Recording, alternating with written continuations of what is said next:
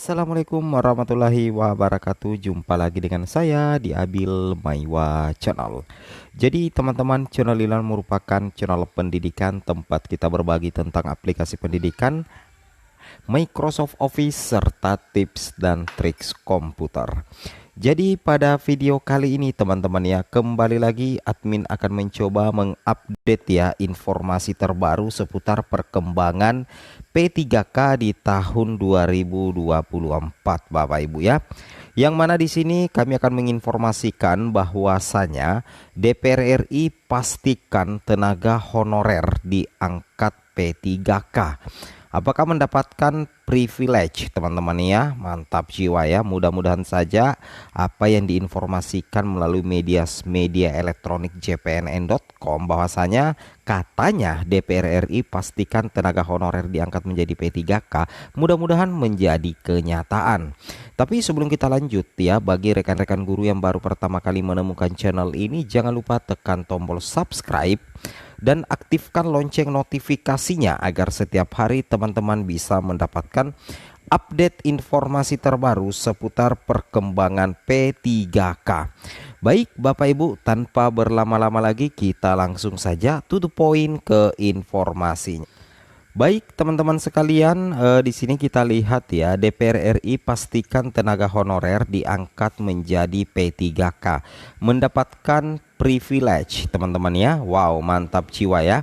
Yang mana kita lihat di sini teman-teman ya, anggota Komisi 2 DPR RI Haini Relawati Rini Widyastuti menyatakan tenaga honorer pasti diangkat sebagai pegawai pemerintah dengan perjanjian kerja atau P3K. Ini dikatakan langsung oleh salah satu anggota Komisi 2 DPR RI atas nama Ibu Haini Relawati Rini Widyastuti. Beliau menyatakan bahwa tenaga honorer pasti diangkat ya sebagai P3K. Ibu Haini menyebut peluang tersebut telah disampaikan oleh Kemenpan RB ya, yang meminta pemerintah daerah melakukan pendataan tenaga honorer untuk diangkat menjadi P3K. Ya, betul sekali ya. Apakah nantinya diangkat menjadi P3K penuh waktu atau P3K paruh waktu? Intinya Kemenpan RB memang ya mengatakan bahwa honorer yang masuk dalam database itulah yang akan diprioritaskan untuk diangkat menjadi P3K. Nah, kemudian di sini diinformasikan juga, insya Allah Komisi 2 dan Kemenpan RB bersepakat untuk tidak ada lagi honorer yang tidak diangkat, kata Heni di kantor Gubernur Jawa Tengah. Dengan adanya kebijakan pengangkatan tenaga honorer menjadi P3K, menurutnya masing-masing Pemda tinggal menerapkan. Sudah ada kebijakan ya, mulai dilakukan seharusnya November 2023 terakhir dan sekarang sudah 2024. Ya, mudah-mudahan saja ya apa yang dikatakan oleh anggota DPR RI Komisi 2 Ibu Haini Relawati Rini Widyastuti ini bisa menjadi kenyataan Bapak Ibu ya. Yang mana di sini kita lihat teman-teman ya, upaya mendorong Pemda melakukan pengangkatan tenaga honorer untuk bisa menjadi ASN atau ASN terus dilakukan. Banyak kompromi-kompromi antara pemerintah dengan Komisi 2 untuk membantu teman-teman honorer katanya. Seperti halnya tidak ada lagi batasan usia tenaga honorer. Kendati mendapat hak istimewa, terdapat tahapan-tahapan sesuai standar yang telah ditentukan yang harus dilalui oleh tenaga honorer itu sendiri Bapak Ibu ya. Kemudian di sini kita lihat sekarang batasan umur telah diabaikan, tetapi bukan sudah mendapat privilege lalu dibebaskan semua tanpa melalui kaidah yang ada. Kalau tidak kunjung diangkat nanti tinggal melapor ke Komisi 2, kata mantan Bupati Tuban tersebut menambahkan. Wow, luar biasa ya. Mudah-mudahan saja betul-betul ya Bapak Ibu ya diangkat menjadi P3K. Kita coba cari dulu ya di YouTube Komisi 2 ya, kira-kira ada. Kemudian di sini ada kabar terbaru ya terkait dengan PP manajemen ASN. Di sini bahkan honorer penasaran soal P3K part-time. Di sini diinformasikan oleh Kemenpan RB Bapak Ibu ya, yang masih membahas rancangan PP manajemen ASN ya. Sebelumnya rapat pembahasan rancangan PP manajemen ASN yang digelar Jumat 31 Mei 2024 sudah masuk materi yang terkait P3K Bapak Ibu ya. Materi pembahasan RPP manajemen akhir Mei itu terkait mekanisme pemberhentian ASN baik pegawai negeri sipil maupun P3K.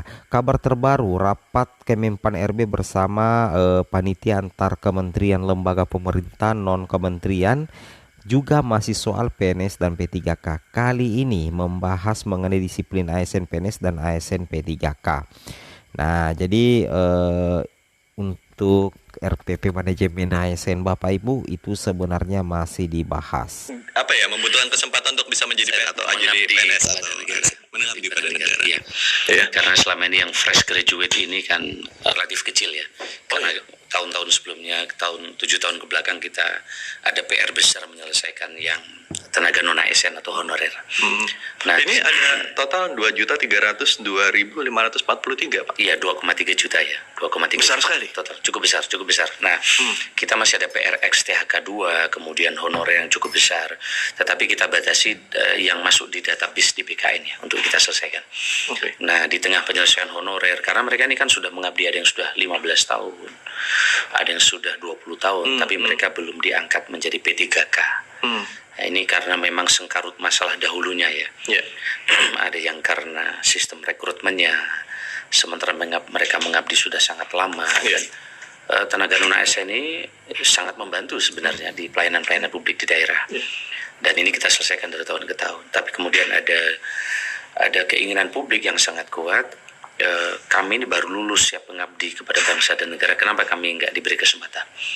Maka kami menghadap kepada Bapak Presiden setelah kita hitung mereka yang pensiun 5 tahun yang lalu dan 5 tahun yang akan datang, maka ketemulah total 2,3 juta. 2,3. Di sini ada 1,8 yang non ASN kita selesaikan dan ada 600.000 untuk fresh graduate. Ini kesempatan bagi anak-anak muda yang baru lulus untuk mengabdi kepada bangsa dan negara. Memang sepertinya menjadi PNS ini apa masih ada yang mau anak-anak kita. Yeah. Tapi kemarin dari total 525.000 formasi yang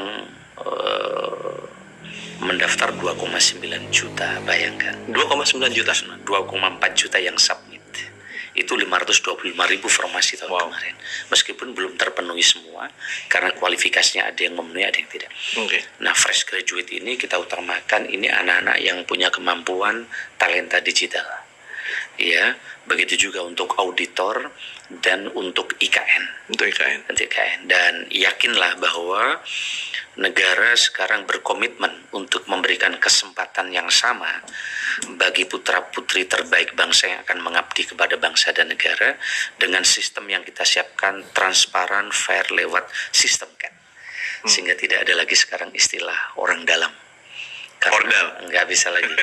Jadi kalau dulu mau jadi ASN ini, karena dulu kan formasi kadang ditentukan oleh daerah, Sekda menginventarisir, tesnya juga masih seperti itu.